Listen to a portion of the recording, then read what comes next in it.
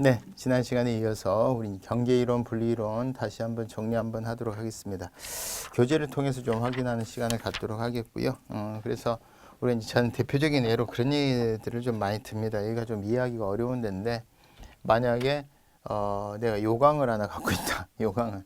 근데 그 요강이 시장에서 그냥 그냥 하드레 걸로 산 거다. 노쇠로 된 요강이다. 1번은 노쇠로 된 요강. 시장에서 산 겁니다.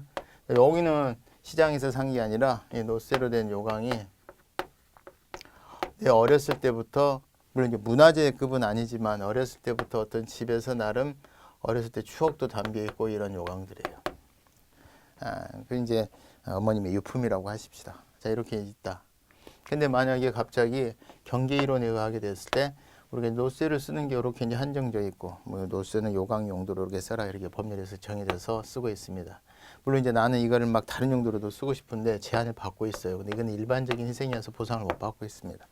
그러던 차에 국가가 갑자기 막 문재인 대통령 동상을 짓는다는 거예요. 노쇠로 김일성 그 부자 상처럼. 그래서 막 그 국가가 막 수용을 합니다. 자, 그럼 이 수용을 할 때도 저지간 공익적인 용도로 이 수용을 해서 이 본질적인 걸 침해를 한다.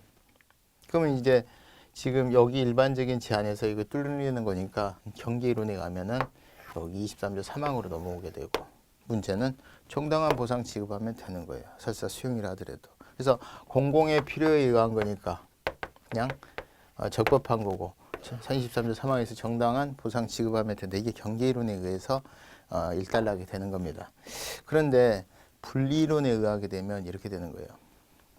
노쇠로 된 요강이 어렸을 때 어머님의 유품이건 추억이 깃들인 시장에서 산 거건 다 이렇게 해결되는 게 경계이론이라면, 분리이론은 두 개를 나눠요. 그래서 만약에 이와 같은 침해가 시장에서 산 요강은 이렇게 해도 된다 이 말이에요.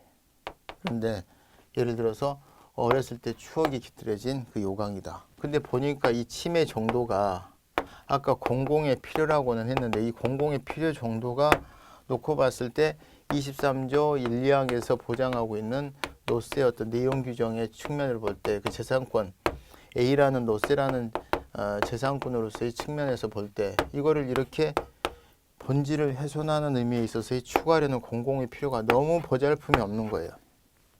아니, 이 시기에 무슨 김일성 부자처럼 무슨 노쇠로 된 것을 짓는다고, 노쇠가 부족하다고 국민들이 갖고 있는 노쇠를 다 수용을 하냐 이 말이지. 그러면 이 부분에 대해서도 그냥 돈 주면 돼. 이게 공공 필요에 의한 거니까가 아니라 이 공공 필요의 정도가 10 정도고 이 재산권을 보호해야 된다는 게 100이라면 이런 거는 보상의 정당한 보상으로 해결할 게 아니라 이런 것들은 허용돼서는 안 된다는 거예요.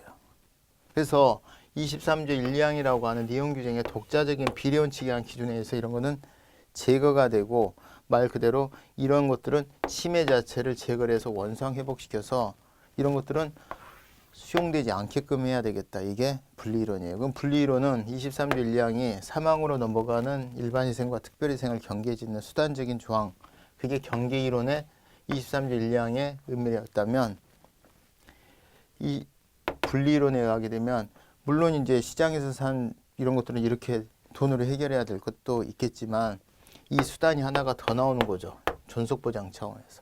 그래서 이게 분리이론적인 해결 방법입니다.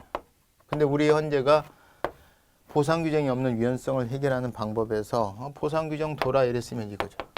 근데 보상규정을 두는 것만이 유연성을 해결하는 것이 아니라 이 유연성을 해결하는 데는 보다 그 부분에 대해서 지정 자체를 해제하거나 침해 자체를 완화하는 매수 청구권 같은 것도 생각해 볼 필요가 있겠다. 이게 분리이론에 갈 때만 이런 논의들이 나와요. 그래서 우리 헌법재판소는 후 도시계획법 사안에서 분리이론을 채택했다 이렇게 보는 겁니다. 자, 그래서 우리가 그 내용이 349페이지에 가서 보면 내용 한계 형성 규정, 이게 내용 규정이에요. 23조 1령. 공용 침해 규정, 수용 규정 23조 3항입니다. 둘 사이의 관계가 일반희생과 특별희생을 경계짓는 그런 의미에 있어서의 의미다. 자, 이게 경계이론. 그 다음에 그 경계이론, 그 다음에 이제 비판은 경계이론에 의하게 되면은 23조 1항 2문, 23조 2항에 한 재산권의 제한이 비례원칙에 반하는 입법이라 하더라도, 그러니까 너무 무슨 황당한 취지의 어떤 제안, 수용이라 하더라도 보상을 해주면 되지 특별한 희생이니까 이런 거예요. 얼마면 돼 이러고 세면서 들어오는 거예요.